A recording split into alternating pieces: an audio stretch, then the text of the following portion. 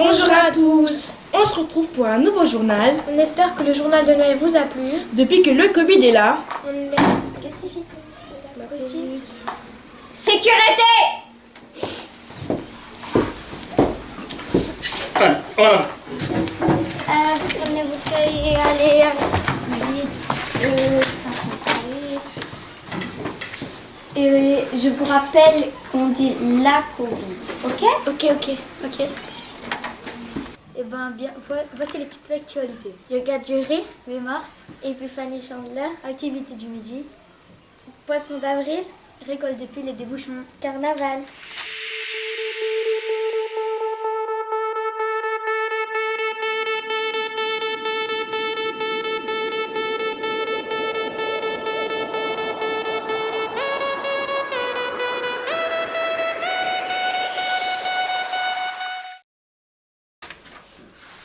Amélia, c'est quoi Yoga du rire? On va voir ça à l'intervention de Imen, Natalia, Emmanuel et Myriam. Alors le yoga du rire amène de la joie, du bien-être et de la sérénité chez les gens. Ce qui est vraiment bon, c'est d'exprimer ce qu'on a besoin dans cette conversation. Parce que comme ça, l'autre peut entendre qu'est-ce qui manque chez toi. D'accord? Alors pourquoi le yoga du rire est important? Parce que dans les écoles que je vais et les entreprises avec lesquelles j'ai déjà animé le yoga du rire, on voit clairement que quand les gens se sentent bien dans leur peau, après ils travaillent. En communication, on est toujours au minimum 2 personnes, d'accord? Et il y en a un qui va exprimer avec sincérité ce qui se passe, et l'autre il va écouter. Et quand on va écouter, on va vraiment écouter attentivement avec de l'empathie. Donc on commence toujours à la première personne du singulier, en je. Donc en communication non violente, quand vous allez décrire une situation, c'est important de dire je, d'accord? Vous trouvez comment le yoga du rire? Bien! Est-ce que ça vous relaxe le yoga? Oui! Vous aimez le yoga? Oui! Est-ce que vous avez appris quelque chose? Oui! Quels sont les bienfaits du yoga? Alors ça a des bienfaits sur la santé tant physique que mentale.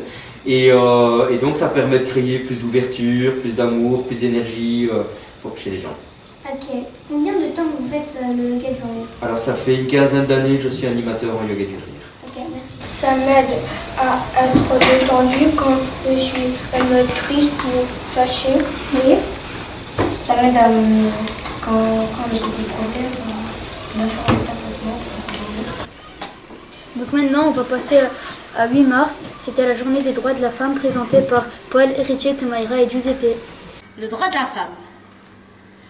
Les droits de la femme sont des droits revendiqués pour les femmes et les jeunes filles dans les nombreuses sociétés à trouver le monde et constituer la base du mouvement pour les droits des femmes du 19e siècle ainsi que le mouvement féministe du 20e siècle. Mais qui a créé le droit de la femme? En 1876, en France, Hubertine Hochler fonde le droit des femmes, groupe suffragiste qui devient le suffrage des femmes en 1883. Bonjour Madame Lerat. Bonjour. Alors, donc moi je suis dans une organisation féministe qui s'appelle l'organisation Rosa. L'organisation Rosa, ça signifie, donc les lettres de Rosa signifient résistance contre l'oppression, le sexisme et l'austérité. Tiens, Imen, c'est quoi Épiphanie Chandler? On va voir ça au sujet présenté par Salvatore, Kenza, Abishag et Maria. L'épiphanie est une fête chrétienne rappelant les mages et maintenant nous achetons des galettes et nous retrouvons des personnages de la Bible.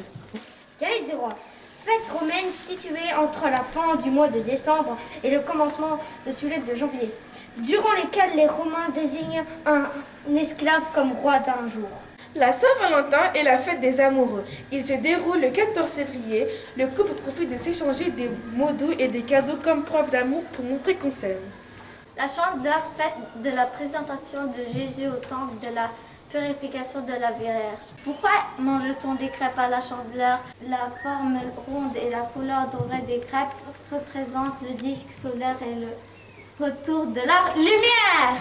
Bien, maintenant nous allons parler des activités du midi présentées par Amélia, Petra, Amaury et Rayana.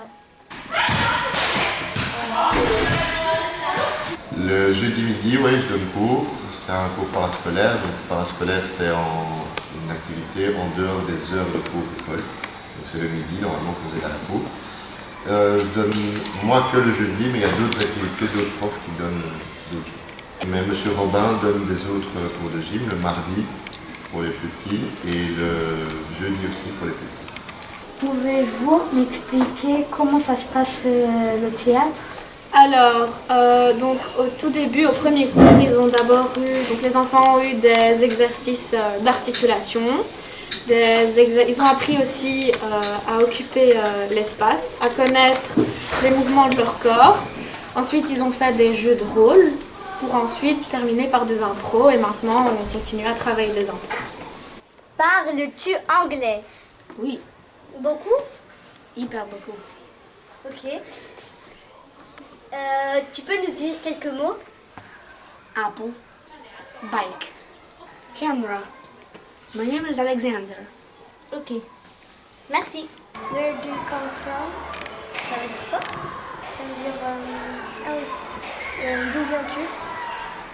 Ok. Et quoi d'autre? What is your name? Quel est ton nom? Et how old are you? C'est quel âge as-tu? Ok, merci. Parlons-nous un peu du poisson d'avril et récolte des piles de bouchons au reportage de Melek, Elisa, Imad et Esteban. Un poisson d'avril est une blague que l'on fait le 1er avril, à ses connaissances, à ses amis et à sa famille. Le plus connu, c'est de coller un poisson dans le dos d'une personne, ou de faire un canular. La blague que nous allons vous montrer dans ce reportage est une blague que j'ai citée la première, c'est-à-dire mettre le poisson dans le dos de quelqu'un. Ah, bonjour Lisa. Salut, ça va? Après, on va sur Discord. Ouais. Ouais. Donc, après. Ouais, ciao.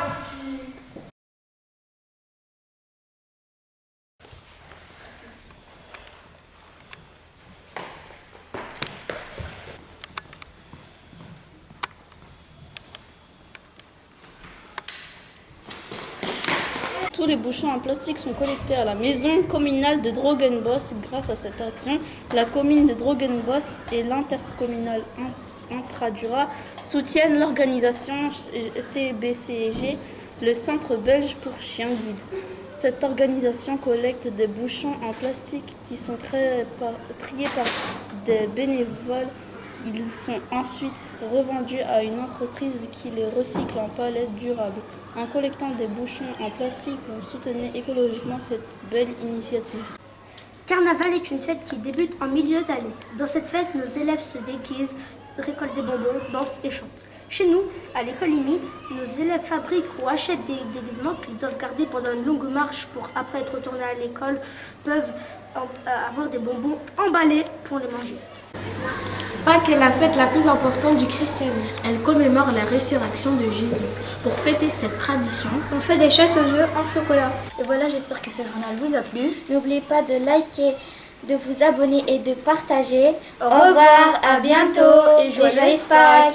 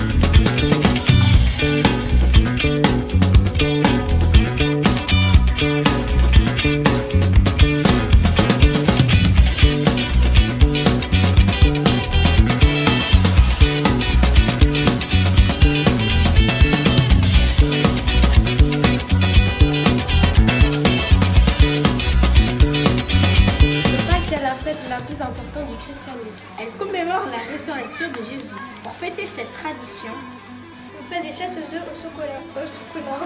Poisson d'avril et récolte d'épines de bouchon au reportage de Melek, Elisa, Imad et Esteban. Refais-le. Les élèves doivent garder...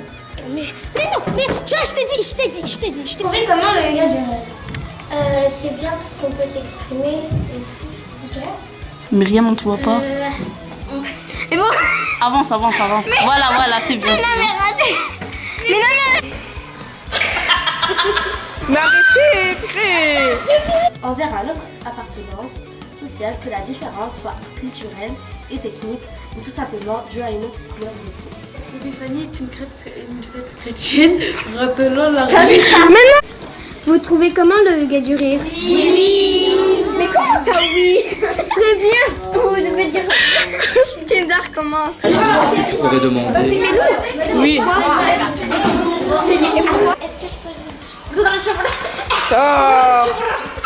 Est-ce que ça vous relaxe le...